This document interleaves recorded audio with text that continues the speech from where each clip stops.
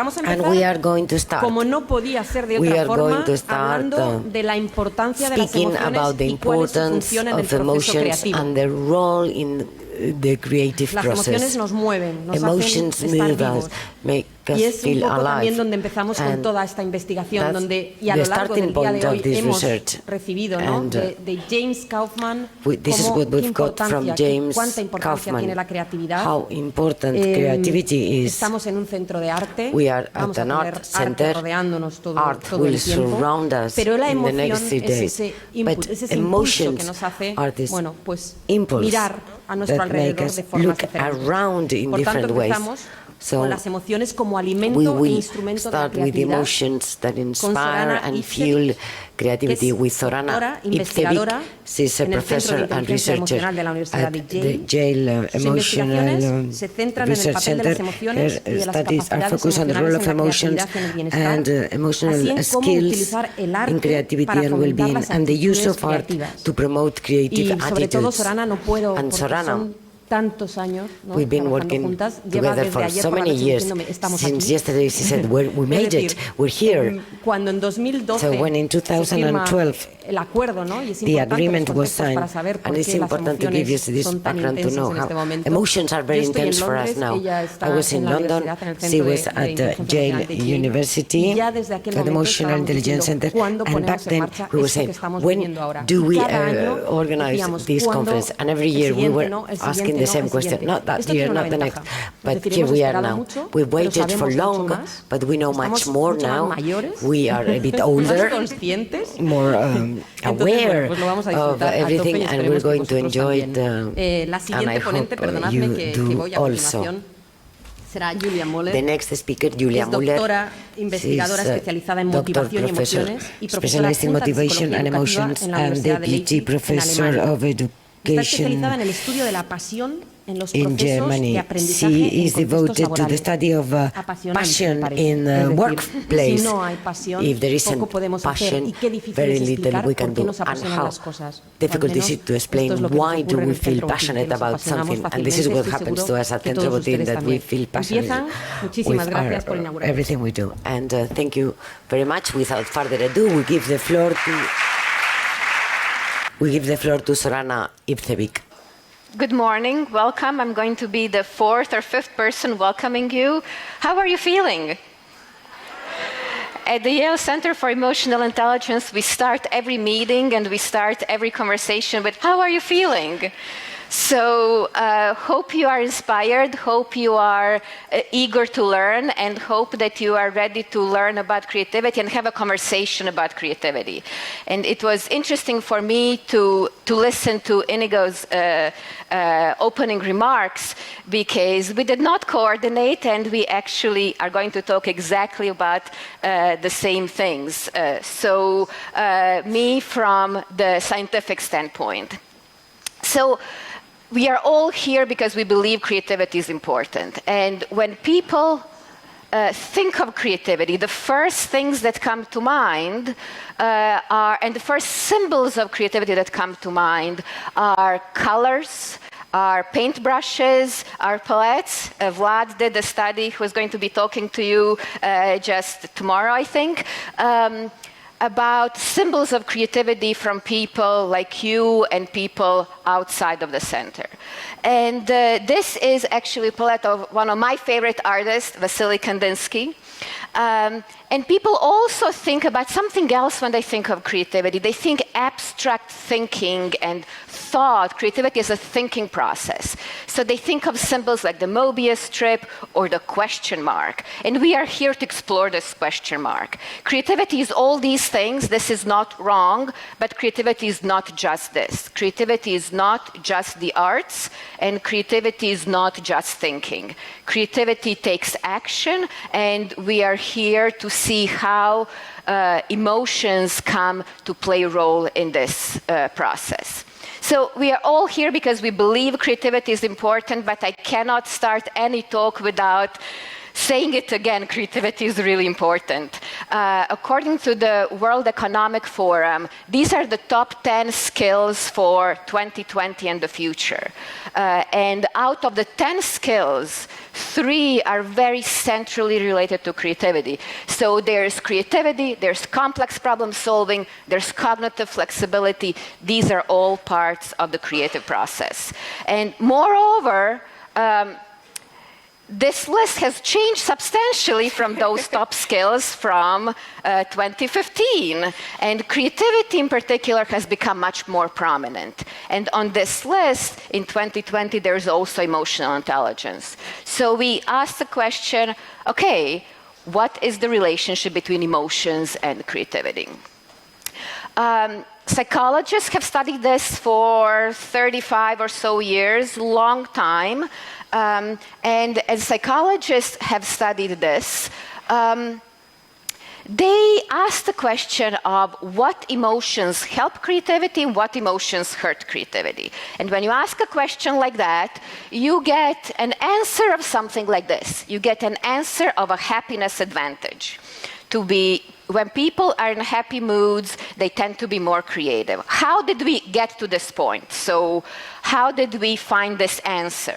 Well, this is what it pretty much looked like. So imagine a psychology lab. People come into the lab and they are put into mood.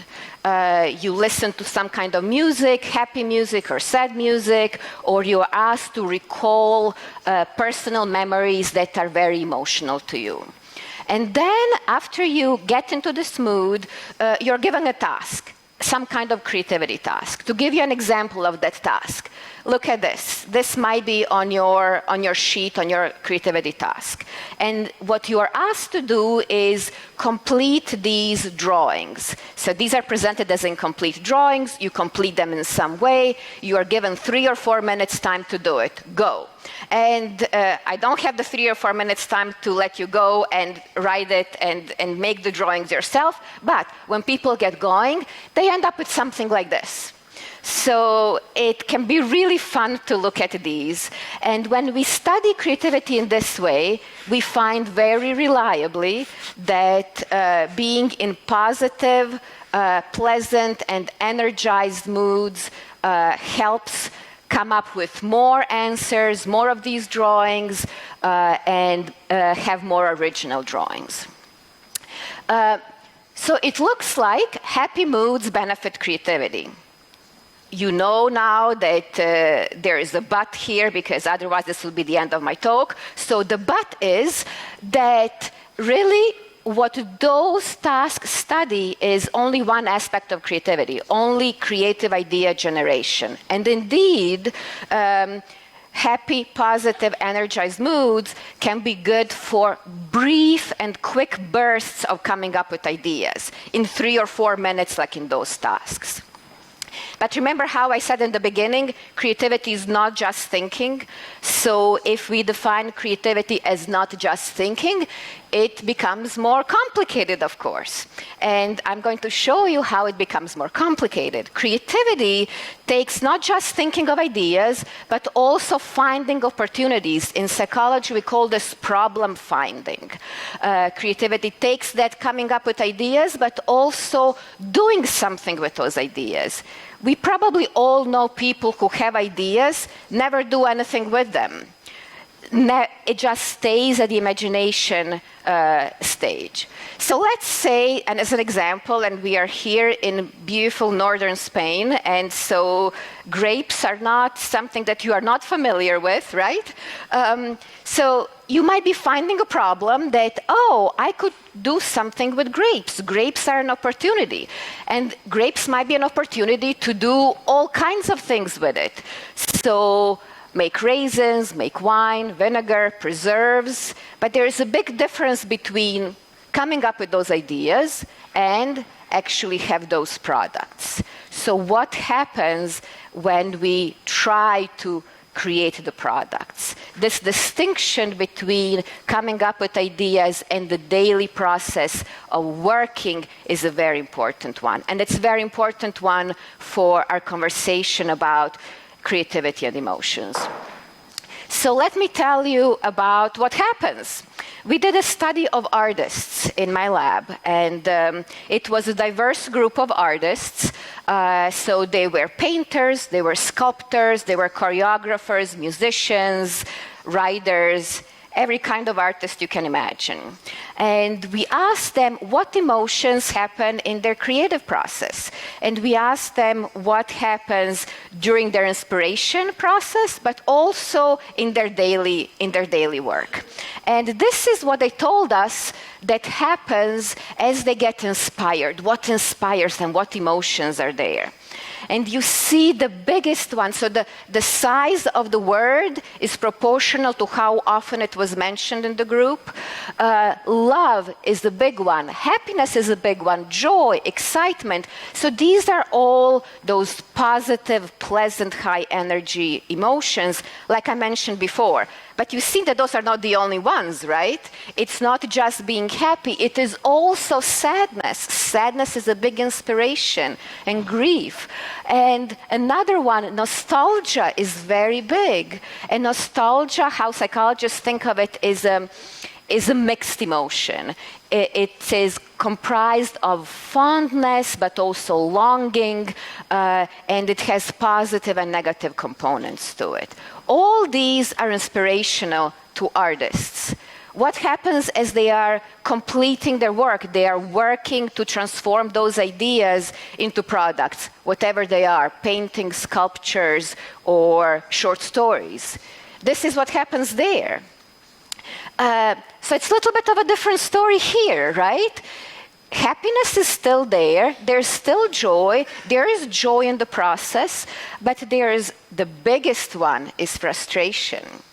If you are experiencing frustration in your creative work, it is not a problem. There is not problem in you. It is the feature of the creative process. If you don't get frustrated, probably there's something wrong. Probably you're not challenging yourself enough. Creativity is difficult by definition, and it is difficult because you are trying to do something new. Like James was saying, you're doing something original. Nobody has done it before. You have not done it before. You don't know how it's going to get done. So frustration is an integral part of the process. But I said also that creativity doesn't exist just in the arts, so I don't want to stay only with the example of the arts. We did a study of almost 15,000 people across the United States from all industries.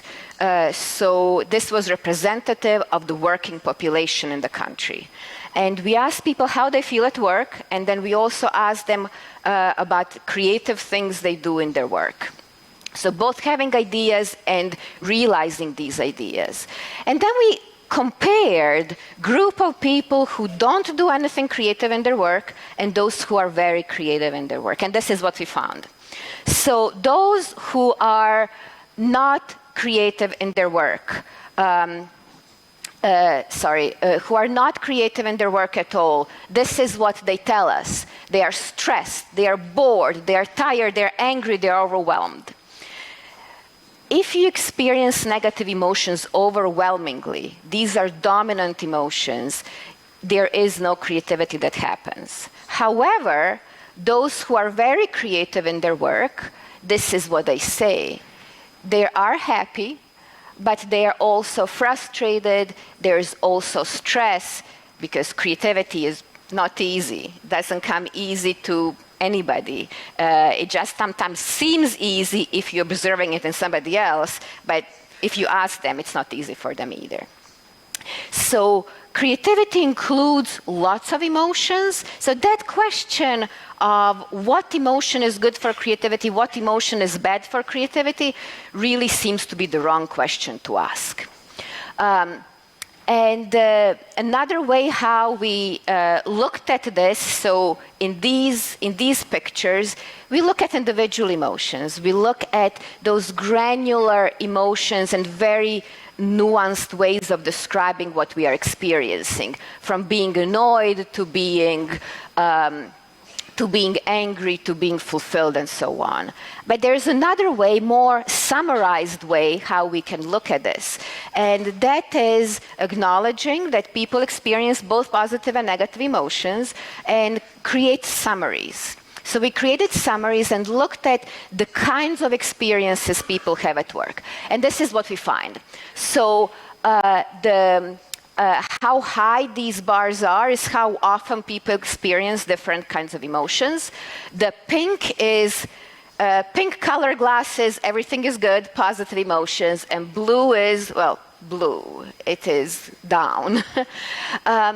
And we find 4 groups of people. One group of people, the very first one, are those who experience predominantly positive emotions, very little negative. Another group is the opposite of that. This third one here, it's people who are predominantly experiencing negative emotions, very little positive. The third one is here in the middle, and it's people who don't experience very much positive, don't experience very much negative, kind of don't experience anything at work. They are interesting for a different conversation. But the one that I find most intriguing is the fourth one. People who experience lots of positive emotions, lots of negative emotions at work. And what we find is that creativity is very similar in the group of people that experience predominantly positive emotions and that experience mixed emotions at work. It is much lower in those who are almost always in negative moods in the workplace. So that stressed, tired, bored, angry, overwhelmed, that is not good for you if that is the only experience you have at work. So I hinted that question of what emotions are helping, what emotions are hurting creativity might be the wrong question to ask. And I think the better question to ask, and this is what we are arguing here, is that it is not about what emotions you're experiencing. It is, okay, you're experiencing emotions, what do you do with them? What happens next? How you use these emotions and how you manage them in the service of creativity. And I'm going to show you some examples of this. These are examples, again, from our study of artists, of using emotions. What does it mean to use emotions? So here's an example from a choreographer. They said, these feelings fluctuated depending on how I felt about my relationship to my piece. When things are going right, I feel bliss and joy when I'm welding.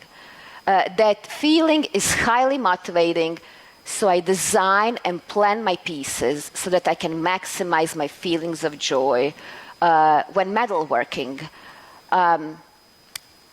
Another example is set the work aside, how you're managing the feelings, set the work aside, and let it simmer in my head.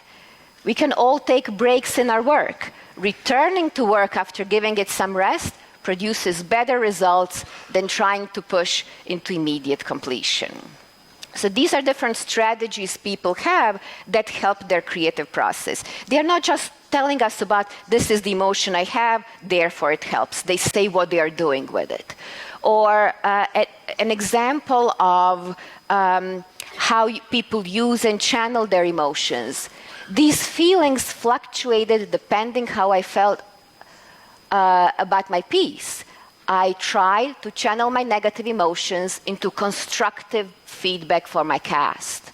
And I let my joy shine through on days I felt good about it. Or another one, my emotional memories help create the vision of the piece and the arc which we take. And I continue to tap into those emotions when I needed help reevaluating what I was creating. So we see very vivid descriptions that it's not about what you are experiencing, but what you do with those emotions. And as I said again, the two themes here is, yes, creativity exists in the arts, but doesn't exist only in the arts. So we looked at it in a different sample of secondary school students, and we wanted to see how this ability to manage emotions helps creativity. And what we see is that managing emotions helps people to persist in what they are doing. Remember those frustrations, what Inigo was talking about, and that big word frustration in the creative process? It helps persist through obstacles. It helps maintain passion for one's work, which Julia will be talking about right after me, and that in turn helps creativity. So in a way of putting it all together, we thought about how these pieces of a puzzle fit. And we start with creativity-specific and domain-specific skills and traits. What is that? Creativity-specific skills are an ability to come up with lots of different ideas, for instance, and be flexible and come up with ideas from different categories. And then domain-specific skills are those things that make you your particular job. So maybe you're an architect and you need spatial abilities to be an architect. Those are going to be your domain-specific skills. So that is the foundation of creativity. On that foundation, the process starts with an empty canvas or an empty computer screen these days, and goes on to having to come up with ideas, multiple ideas. You choose from those ideas, and then you have to jump over hurdles. All of that together through the whole process, emotions happen. Lots of different emotions happen. And these emotions can be used and managed in the service of creativity, of doing something as an action and as a final product or a performance. And this process happens on the individual level, what I've been talking about so far, with examples from artists, with examples from people working in different industries, from students, but it also happens in relation to others. And others have a substantial influence of what we do, what we are able to do, and what we end up producing.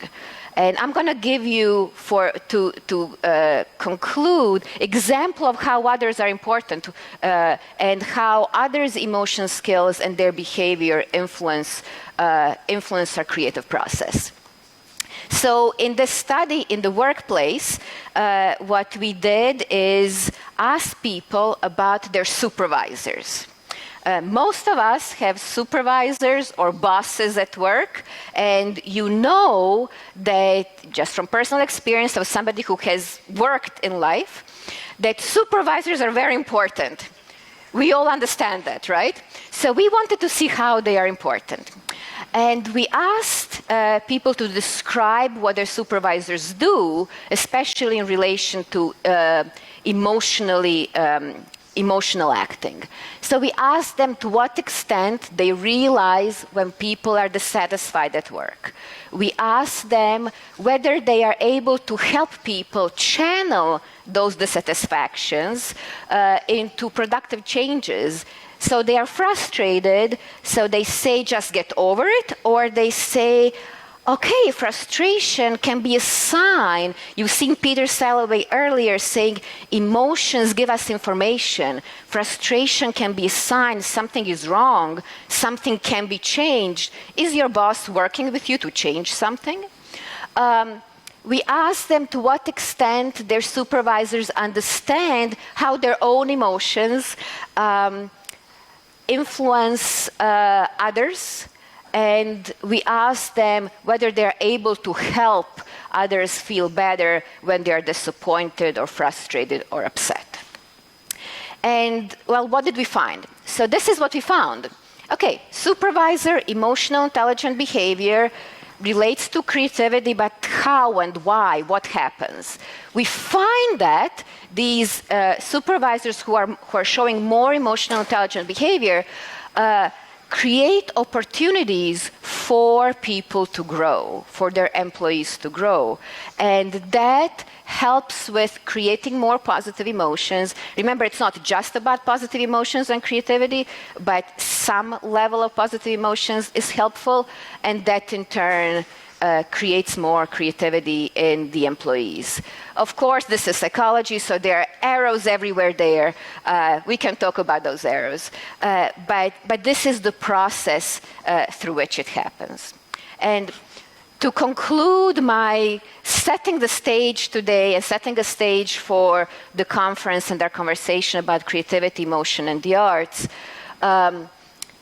I hope that I convinced you, that I showed you that creativity is fueled by emotion, it's inspired and fueled by emotion, and that emotions influence creative thinking and creative action. So it's not just about thinking, it's also doing something with those thoughts and ideas.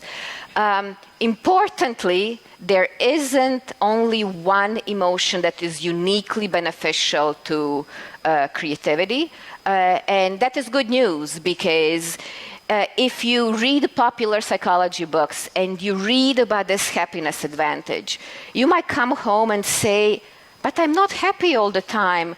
Can I even be creative? This is empowering. Yes, you can. So it is a matter of how you use and manage your emotions in the service of creativity, and those abilities of using and managing emotions are the abilities of emotional intelligence.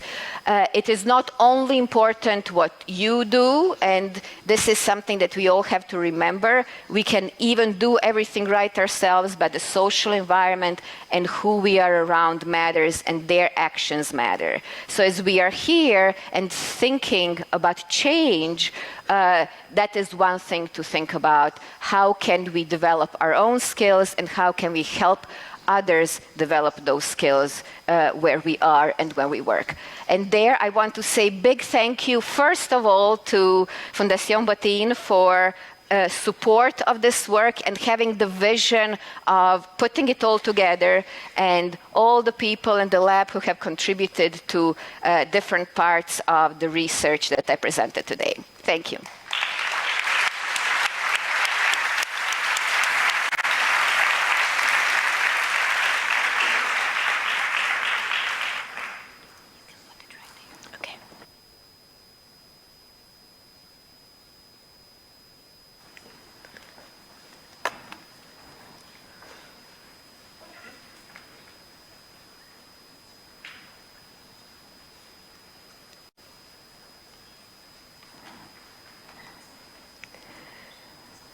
Ladies and gentlemen, welcome again. Thank you for being here.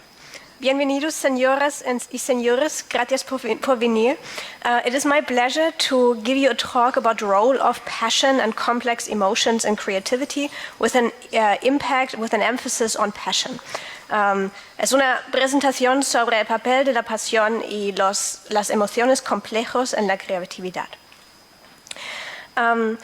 You might have an idea what passion means, because passion is not a construct, not a scientific idea, model that scientists came up with. It's something that has been floating in our culture for actually many centuries. It's a concept that everyone is talking about, everyone has an idea what it means. Different people have different ideas what it means though. But one thing that we frequently see nowadays is passion advertisement. Companies advertising new jobs, and somewhere in a job description it mentions that they are seeking passionate employees for their future teams. Some years ago, you could not walk by any Banco de Santander store, for instance, without seeing, without seeing this poster which was advertised advertising something called rojo pasión. So passion is in advertisements everywhere. It's in banking. It's very frequently seen in consulting. McKinsey had a campaign.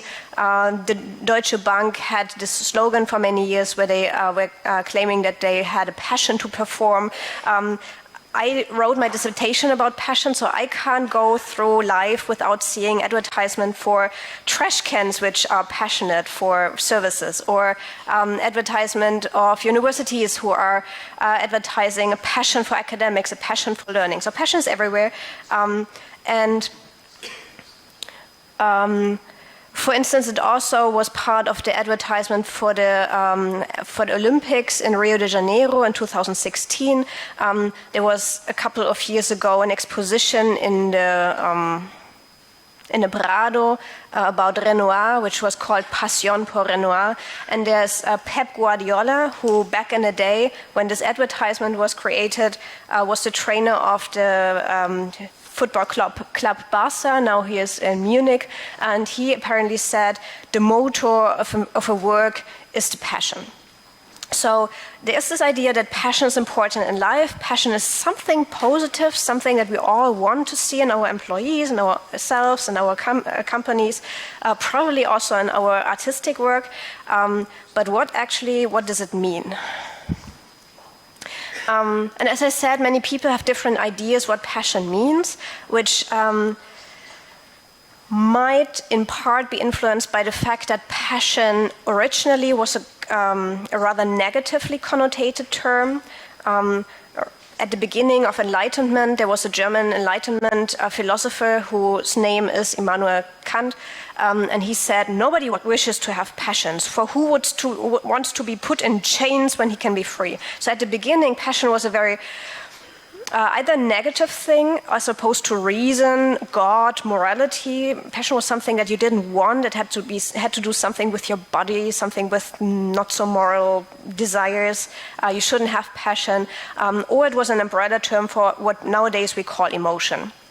Then it has changed. The connotation of the term has changed. Nowadays, most people who use the term passion in advertisement think it's a purely positive thing, but in fact, it still has both parts. It has the negative side, it has the suffering, which is part of the name. The pathos comes from suffering something. So it has this connotation of, if you're really passionate, you give sacrifices, you make sacrifices, you endure even during courses of action, even during periods when it's not intrinsically motivating, when it's not enjoyable. You still stick to whatever you're passionate about. And on the other hand, there's the idea of strong, very strong positive emotions. And even in psychology, there are many definitions, even though we just recovered the term passion in 2003. Since then, there has been a huge wave of studies on passion. And already in the past decade, we have started to disagree on a definition. There are many different definitions, but here's one summary. Here's what I think we can all agree on. Passion has these two components. The one component is what I call a hot component, the desire, the strong emotions, the short-term intensity. The desire means I really want to have something. It's this approach motivation. It's this wanting as opposed to liking. It means there's a strong desire, a strong urge. I can't let it be. Even when I go home, I have to think about work because it's so motivating somehow, so captivating, and it's very strong. So passion, a person who says, I'm really passionate about this, isn't usually a person who's very calm and collected and goes with this calmness through life. When we talk about someone who's passionate, we usually think about emphasis, impetus. So it's strong emotions, mostly positive. And on the other hand, there's this idea of commitment, of long-term perseverance. When we think of a passionate person, we don't think, okay, this person was passionate about the arts this morning, but now it's evening and this person isn't passionate anymore, and I don't think the person is going to be passionate tomorrow. It was just a one-time peak. Passion usually has this connotation of long-term perseverance, long-term goals, identification, continuous intentions to re-engage, to persist in this course of action, and perseverance in the course of obstacles. When the going gets tough, when something is not easy, we expect a passionate person to have a higher likelihood of sticking to that course of action, even though it's at least temporarily not really joyful. So keep that in mind. Passion is about the short-term, affect-intense desire and the long-term perseverance. And I would say passion is when those two aspects come together. You can't have the commitment without the strong emotions. You can have the strong emotions without the commitment. But when they two meet, when those two components meet, that's what we call a passion. And why do we expect passion to be related to creativity? You could also have the passion without the creativity. I'm not sure if you can have the creativity without the passion. Maybe. But we find that many creativity researchers say that passion is related to creativity. Usually they claim that. Sometimes even in the title of their study, or the title of the article, or even the title of a book, and then you never read about it anymore in the book. So there's this idea that passion fuels creativity, that drives creativity, but there are few studies on that topic. And oftentimes I would say, oftentimes a creative solution, when someone comes up with a novel and helpful solution, that might be the result of that person sticking with a problem. So there was a problem that was somehow difficult. For instance, we had a statistical problem some years ago related to network analysis, which I'm going to show you later on. And I showed Zorana some results, and she said, you can't do it this way, there has to be another way of doing that. And I said, well, there's no other way of doing that. There's a problem. She says, my boss says, there must be a way of analyzing those data. I say, no, there isn't. I would have to make it up. And as a result, we made it up.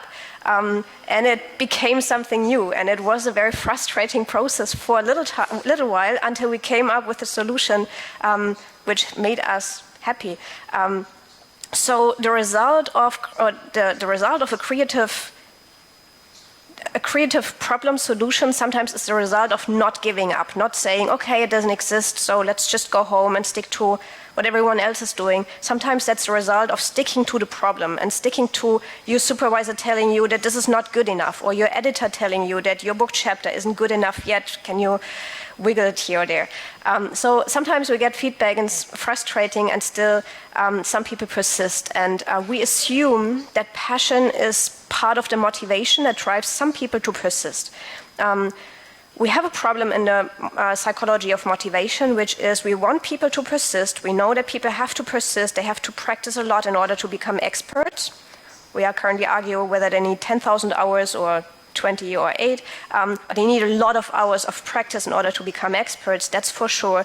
And much of our motivational research says people persist when they are happy. People persist when there's intrinsic motivation, when everything's going well and everything's enjoyable, then they persist. But we know that deliberate practice, the kind of practice that you need in order to become an expert, isn't always enjoyable. It isn't always going with the flow and just being happy. Often this kind of practice that people need in order to become really good at something is frustrating. It's working on the things that aren't working well yet in order to become better. And we have a problem because so far there hasn't been a construct explaining that kind of motivation. Why does someone practice something for 10,000 hours or 20 or 8,000 hours if it's not enjoyable, and if all of our motivational research says it has to be enjoyable for people to do it? And I think that passion is the kind of motivation that explains why people persist in those difficult courses of action. And you hear through the lines that it's about mixed emotions. It's about liking to do something, but it's also the joy that comes together with the frustration that then, as Zorana says, you have to handle, you have to manage. So I talked about assumptions. We expect passion to be related to creativity because of certain rationales. But is there research, is there empirical data that support that idea?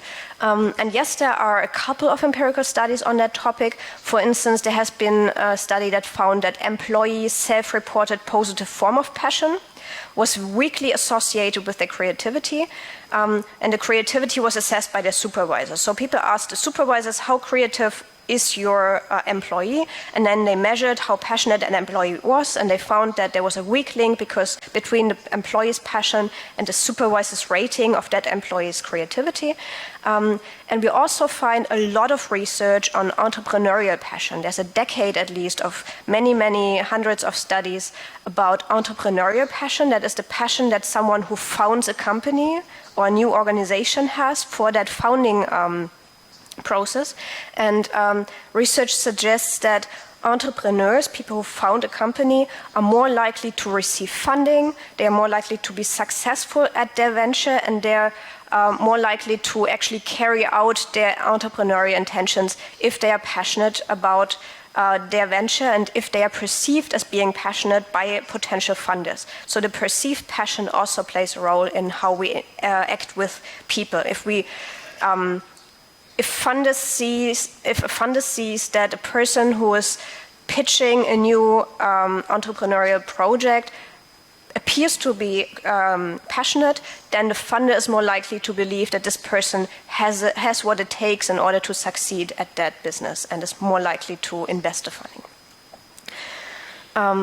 We also, as Zorana already mentioned, conducted a large self-report online study with roughly 15,000 US employees, and we found that the self-reported passion that people reported for their work and for their work tasks was associated with different measures of creativity. For instance, there was a weak correlation between the passion that the employee reported and the creativity that this person thought that they were showing at their work.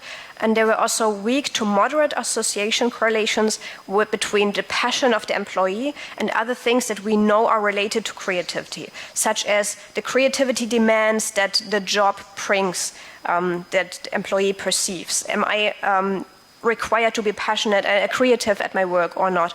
The creativity support, does my supervisor support me in being creative? Do they let me come up with novel ideas? Do they appreciate me coming up with novel ideas?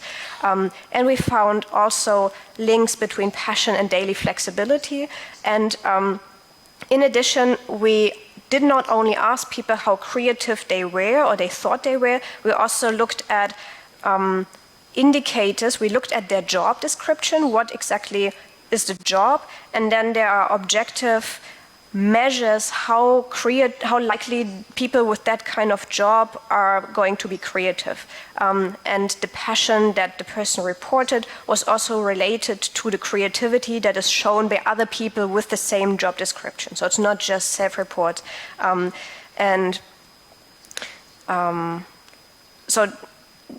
the link between passion and different creativity measures was one of the most consistent links that we found in our data. Not only in this study, but also in a pilot study. Sorry, I keep hitting the wrong button.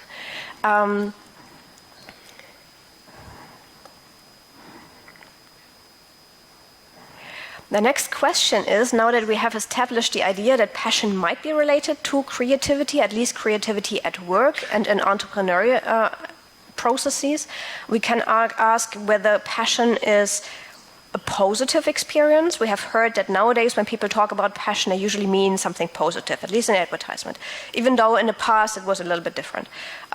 So is it really about positive emotions or mixed emotions? I'm a mixed emotion researcher, so I usually look for mixed emotions, and here I found some. This is a quote that shows us that some people, in this case a novel writer, some people in our culture, they already have this idea that passion isn't only positive. They remember that it was had a negative connotation in the past. And here you have a quote that says, passion isn't just about positive emotions, it's also about the patience, it's also about endurance, and it has something to do with a little bit of suffering sometimes. Coming back to our survey with the roughly 15,000 US employees, we, for instance, asked people, how do you typically feel about your work tasks? And they were able to write 3 emotion words into open-ended text fields. So we really took their own words, and then we rated their words and figured out whether this was a positive emotion or negative emotion, or some words they weren't really classifiable, they were neutral. And here you see a plot that shows 4 different groups. We have the 25% people with the lowest passion on this side. So these are the 25% people with the lowest passion scores. And on the other side, you have the 25% of the people with the highest passion scores, and 25 with moderately low and moderately high passion scores. So 4 different passion groups. And you see how they differ in the emotions that they reported on the question, how do you typically feel about your work task? And you see that the ratio between positive emotions and negative emotions that people write down in their open-ended responses changes between the low passion and the high passion group. In the people who reported the lowest scores in passion for their work, it's passion for work, you have 2/3 negative emotions and 1/3 positive emotions. And that ratio completely skips to, on the other side, the highly passionate employees. They reported 2/3 positive emotions and 1/3 negative emotion when asked about any word that came to their mind in describing their feelings to their work tasks. What we also see is there is not an absence of positive emotions in the low passion group, and there is not an absence of negative emotions in the high passion group. It's still a mixture. And we went on to take a deeper look into that mixture. And what we did was we counted how often a person says yes to passion and yes to a positive emotion. So this is a co-endorsement network analysis. So whenever a person says, yes, I'm passionate and yes, I'm happy, we draw a line. And when more people say, yes, I'm passionate and yes, I'm happy, this line becomes thicker. And this is a graph that shows how often different passion measures, which are represented by yellow bubbles, occur together, are affirmed, endorsed together with positive emotions, which are represented by red bubbles, nodes, as we call them. And the size of the node, size of the bubble, shows how often this positive emotion was likely to come together, to be affirmed together with a passion measure. And we see that the biggest bubbles in our network are confident, which is down here. Can you also see that? Confident, interested, proud, safe, and happy. These are the emotions that are most likely to be affirmed by someone who is passionate. And 87% of all the individuals who said that they were passionate also said that they were confident, for instance. So roughly almost 90% of all individuals who report passion also report those positive emotions. That is a lot. So you could say passion is unlikely to come without positive emotions. Someone who says they are passionate or who has a high score on our passion scale, which measures desire and commitment, is also likely to report those positive emotions. Now, does that mean that those people don't report negative emotions? Not necessarily. You see here on the other side, you see a network that shows how often passion measures, which are still the yellow bubbles, are reported together with affirmed negative emotions, endorsed negative emotions. And again, the size of the bubbles is a measure of how strongly how often those negative emotions were mentioned together with passion.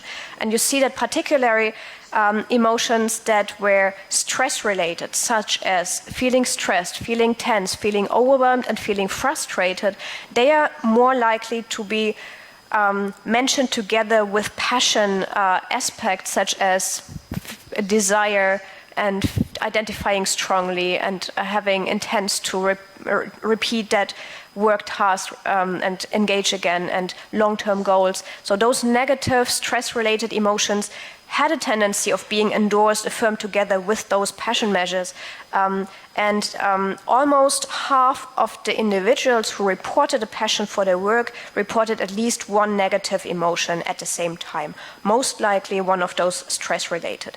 So between 1/3 and 50%, half of all the passionate employees also reported negative emotions. So there's not an absence of negative emotion. They can come together, even though the positive emotions are more strongly more prominent.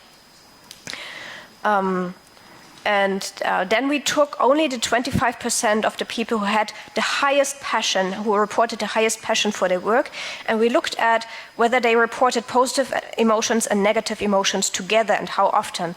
And this is the plot that you see here. You see that there are lines. That means there are people who report the positive emotions and the negative emotions together, and you see how. You see, for instance, that the line between feeling frustrated and feeling interested is much thicker than the line between feeling envious and feeling proud. So this is a way of us saying in complicated words, there are mixed emotions that are reported by the most passionate people in our survey of employees.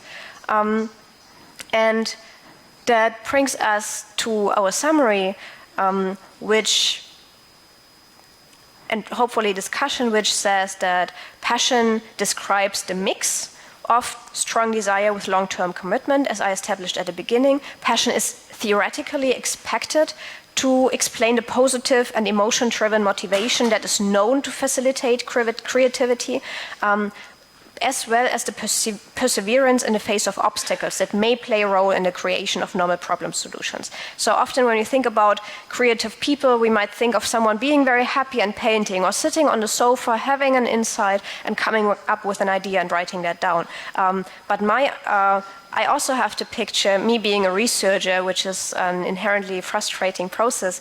I also have the idea of being stuck with a statistical problem or being stuck with a theoretical problem and not knowing the answer and not getting positive feedback and not getting the funding for a couple of years, and really having this anxiety and this frustration and sometimes anger, and then coming up with a solution because I stick to that problem because it's still what I want to do. And we often see that in dancers, for instance. People who go through the formation of becoming a professional ballet dancer, they experience a lot of suffering. They often invest more money than they will ever get out of their entire professional career. They have a very high likelihood of getting injuries, feeling miserable physically for a lot of their adult life, and being unable to be professional dancers at the age of 30 or 40, so very early in life. They would still often say that this is what I want to do, this is what I burn to do. I can't imagine anything else. So there's this strong urge, this very strong motivation, and the perseverance in the face of obstacles that we sometimes see, particularly in the people who win Nobel Prizes or are very successful in their lives or win the competition of becoming ballet dancers in the future. So it's something that we see, this mixture of positive emotions and negative emotions, really wanting and not giving up. And we expect and sometimes see in first empirical studies that passion helps to explain that perseverance in the face of obstacles, this strong motivation despite of frustrations. And we also see in our empirical studies that there are mixed emotions that we have overlooked in the past because of the methods that we have used that are changing now. And we can still take home the message that passion is indeed predominantly about positive emotions, but it doesn't exclude the possibility that sometimes we feel passionate, we like something, we are most of the time happy, but we have phases in which we are frustrated, and we have moments in which we report mixed emotions.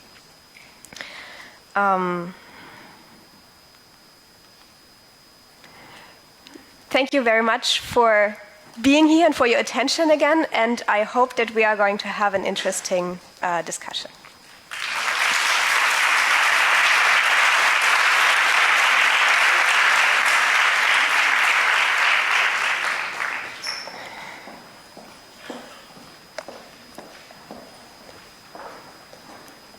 Do we stay here? Thank you.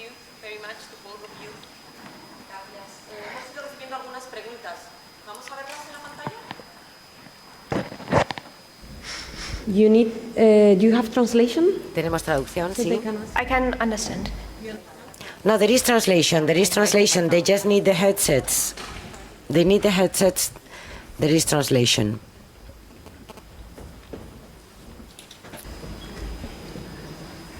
¿Cómo se explica, solo por estar segura, si lo digo Just por to aquí en make español, sure. ¿le traducís a Yes, ella? ¿Sí? yes. Ok. Vale. ¿Cómo se explica la How can you existencia de explain grandes the creativos existence que no of tuvieron creative vidas people felices, that didn't sino have happy atormentadas, lives but que parece tormented que no eran lives? felices? Proust, They didn't Kafka, seem to be Beethoven, tras happy. su Proust, soledad, Kafka, Schubert. Beethoven, Gracias. Schubert. Thank you. Zorana, I guess.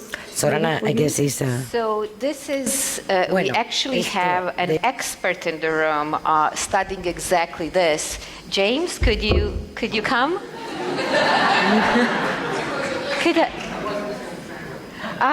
So how do you explain the existence of creators such as Proust, Kafka, Beethoven, who were not happy people? So it's hinting to that relationship between creativity and mental health. Ya. ¿Un micrófono tenéis? Yes, we need a microphone.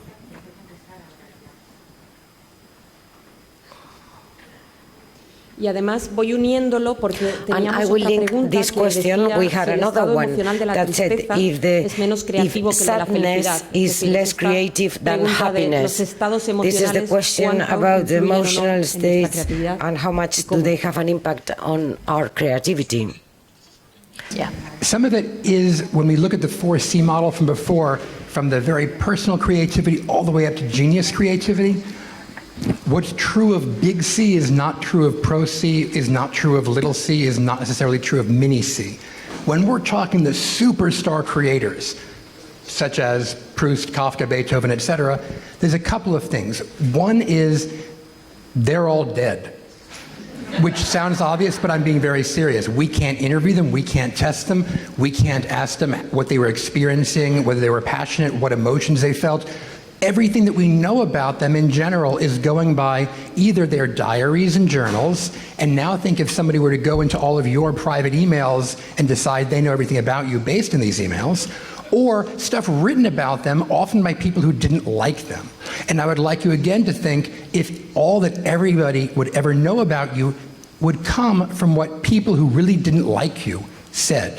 So even worse, somebody looking at all the emails written about you by people who thought you were a jerk. This largely is where we get all the research that describes why these people had issues. Van Gogh is often used as an example of an artist who is severely mentally ill, and yet there was fairly recently a big exhibition in whichever country he was from.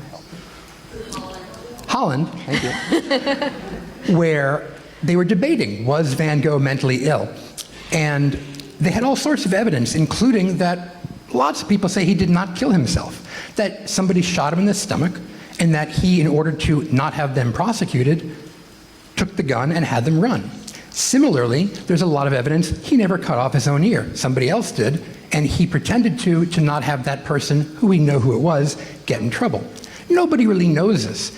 Their judgment was no, Van Gogh was not mentally ill, and he's the poster child for creativity and mental illness. So, are genius creators mentally ill? I mean, some are. Most aren't. I mean, the thing that I am still most known for is a stupid little thing called the Sylvia Plath effect, which got a lot of worldwide coverage. It became a pop song, actually about 7 or 8 pop songs. It was very, very specific. It never said creative people were more mentally ill. It said if you are looking at already genius creators, and among this elite group, female poets were more likely than other writers who were geniuses and other females who were geniuses to be mentally ill. And this was then interpreted to be creative people were crazy. And that is what will be on my tombstone. So Beethoven may have been a jerk. I don't think he was crazy. Kafka was a little weird. I don't think he was crazy. Proust was a little narcissistic. I don't think he was crazy. That would be my answer. I have a little bit, and thank you, James, for that, and thank you for being put on the spot and rolling with it. And it's, so sometimes we could find examples of individual people who are crazy or who are not happy or who are depressed, but those might be just individual examples and they don't necessarily prove that everybody is like that. One example that I personally like is Agatha Christie. I like murder mysteries. And she described being miserable before starting each book. That for a week before starting each book, she would lie on the couch and stare into the void because she knew how difficult the process is. But she still wrote more than 100 books. And she still found joy in the process. So both of these things tend to coexist. In some of the research that I have done, we find that there is this duality in creative individuals. We did studies with artists in particular, that they have vulnerability towards mental illness, but at the same time they have the strengths that are related to resilience. So they have both going on in them at the same time. También, Julia. I would like to add that we tend to think about emotions as something that you have. You're either a miserable person or you're a cheerful person, which comes out of the personality research, which says that some people are more cheerful than others. But we also know that emotions and also motivation are very likely to fluctuate. So other than passion, which is something that you have today and you're likely to have it tomorrow, emotions are something that you can have a happy emotion in the morning and a sad emotion afterwards and come back from that. So they really fluctuate from moment to moment.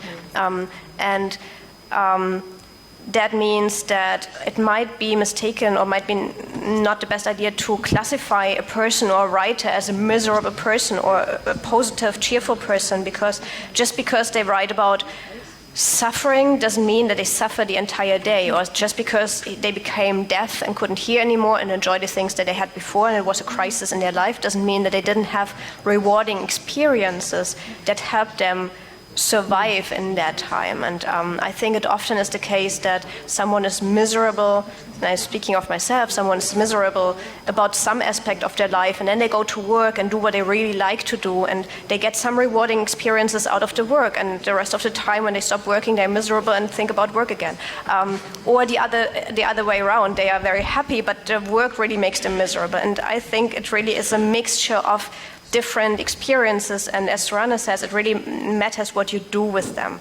There are stories about people who have been very, very angry about something, and then they put that anger, channeled that anger into their work, and it became the very creative and successful work because of that energy that was rechanneled. So. Muy bien, gracias. Vamos a hacer dos. Now we have two more questions, two specific questions, one for Zorana and one for Julia.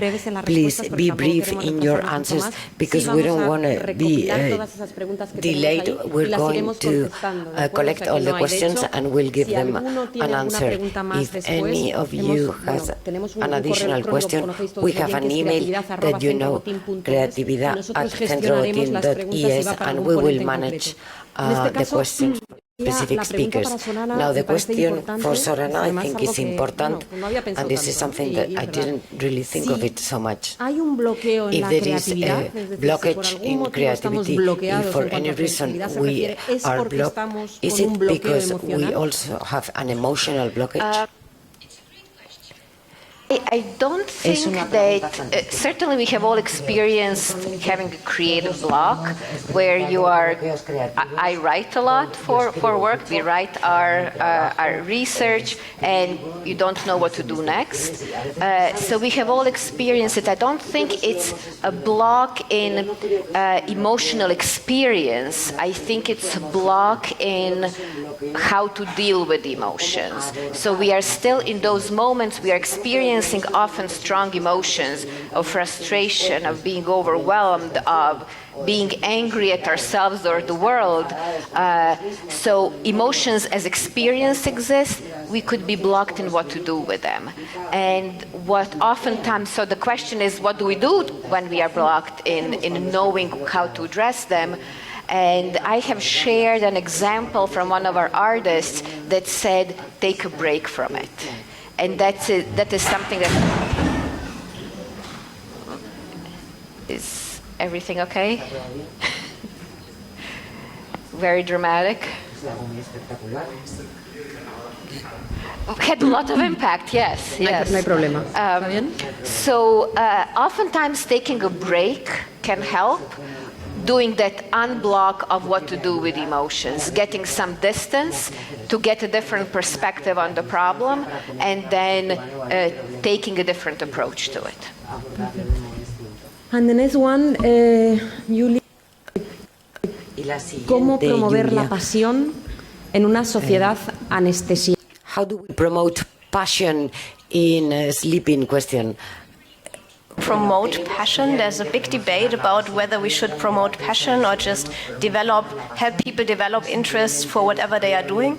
Also, there's this negative, the dark side to passion. Do you really want to suffer so much? Isn't it sometimes a good idea to just give up and go home and let something which is inherently frustrating for a very long time be in terms of burnout prevention? Sometimes it's healthy to quit, or sometimes it's healthy to not continue with a negative course of action. Sometimes it's healthy to take a break and do something positive and come back to the topic when it's less frustrating. So I'm not sure if we just by default should promote passion. I'm very positive about the idea that we should help people deal with the difficulties that they encounter, and we should help people have as many positive experiences about their work, about their creative endeavors as they can. But we should also help people accept the fact that sometimes negative emotions, frustrations, stress are part of the process of being creative or being very successful, and there are ways of handling those negative emotions. You don't have to be stuck with them, and you don't have to give up. You can learn how to deal with those negative emotions, and I think having courses on self-management, on emotion regulation, on emotional intelligence can help us deal with those negative emotions that we can't always avoid. I think that is something we should do, help people deal with emotions and help them have as many positive emotions as they can. I'm not sure if we should promote passion. I'm not sure what the anesthetic society means in this context. I moved into the US for a couple of years, and there was so much emotion going on, so many strong emotions that I wasn't used to coming from Finland and Germany. So I have the feeling, and also we live in a society and in a time when all the disciplines are discovering emotions. There's now a history of emotions. There's a sociology of emotions. All that has come up. There's the so-called emotional turn. All the disciplines, economy, philosophy, they all have recovered the interest in emotion and passion rather recently in the last 20 years. And there's so much emotion recognition, facial recognition, guessing emotions by the pitch of the voice in the current technological sector, that I'm not sure that we can speak of the unemotional society. And I see a lot of space for emotions.